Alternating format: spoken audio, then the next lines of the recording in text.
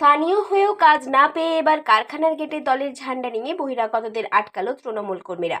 দুর্গাপুরের কোকোভেন থানার অন্তর্গত সাগরভাঙ্গা কলোনির গ্রাফাইট কারখানার গেট আটকে দিল দুর্গাপুর নগর নিগমের 28 নম্বর ও 29 নম্বর ওয়ার্ডের বঞ্চিত তৃণমূল কর্মীদের একাংশ। অভিযোগ, বহিরাগতরা দিব্যি কাজ করছে আর তৃণমূল কর্মীরা স্থানীয় হয়েও কাজ পাচ্ছে না। নেতারা গা করছে না, বারবার বলার পরেও গা করছে না কারখানা কর্তৃপক্ষ। অগত্যা কাজ না পেয়ে স্থানীয় তৃণমূল কর্মীদের একাংশ এবার মঙ্গলবার সকাল থেকে কারখানার গেট আটকে প্রতিবাদে সামিল হয়। এখানে কত বছর ধরে কাজ করছেন? 7-8 বছর। আজকে কি হলো? আজকে পাঞ্চিং এর জন্য বলছে যে আপনাদের সবার পাঞ্চিং হবে, ওই জন্য আটকেছে আমাদের। কারা আটকেছে? এই এখানকার লোকাল ছেলেরা। কোনো পার্টির এরা? না, পার্টি সেটা জানি না, বলতে পারবো না। কি বললো? বলো পাঞ্চিং এর যাদের পাঞ্চিং আছে তাদের ঢুকতে পারেন? হ্যাঁ, ঢুকতে পারেনি। কি মনে হচ্ছে চাকরি থাকবে? কি জানি, এখন বলতে পারবো না। কত বছর ধরে কাজ করছেন আপনারা? 7-8 বছর। এরকম কতজন রয়েছেন আপনারা? আমরা অনেকে আছি, প্রায় 25-26 জন। এই প্রথম কি এরকম সমস্যা? না না, এর আগেও হয়েছে। তারপর আবার মিটে যায়? হ্যাঁ। আপনারা কোনো ইউনিয়নের সাথে যুক্ত? না, ইউনিয়নের আমাদের কোনো যুক্ত নেই। ইউনিয়নকে যোগাযোগ করেছি কিন্তু কিছু করেনি আমাদের। কোন ইউনিয়নের সাথে যোগাযোগ করেছেন? এখানকার যারা দেখাশোনা করে। কোন পার্টির?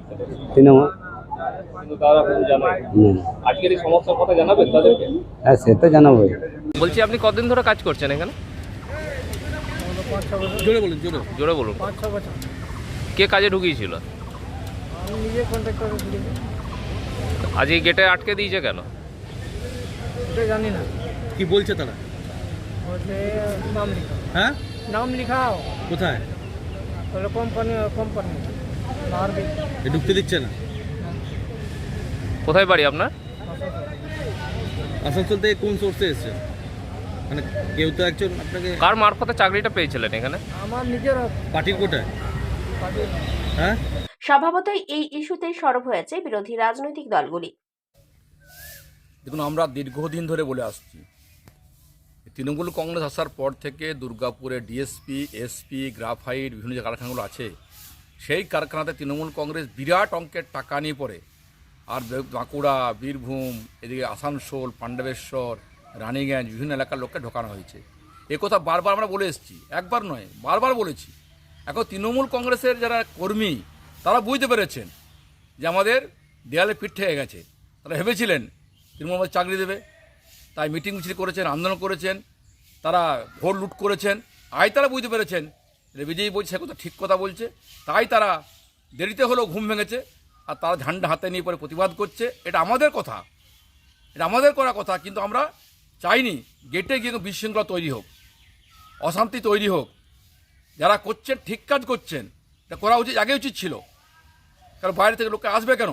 লোকাল ছেলে চাকরি পাচ্ছে না, আর বাইরের লোক এসে চাকরি করবে? কারা করেছেন? কারা? তৃণমূল কংগ্রেস লোকরাই করেছেন।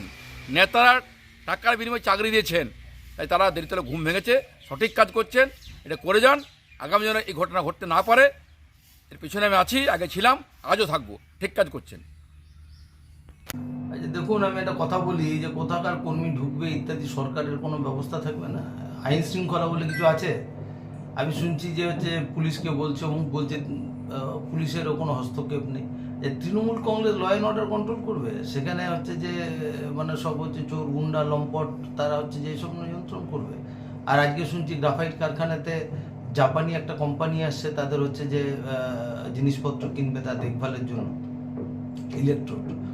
তো এগুলো কিসের লক্ষণ? এটা শিল্পকে উঠিয়ে দেওয়ার লক্ষণ। আর এবং ল অ্যান্ড অর্ডার, আইন শৃঙ্খলা যারা ধারক বাহক, তারা হচ্ছে দুর্গাপুরে এই শিল্পগুলোকে উঠিয়ে দিতে চাইছে তৃণমূল সহ। এই বিদেশি কোম্পানি, তাদের কাছে একটা খারাপ বার্তা যাবে।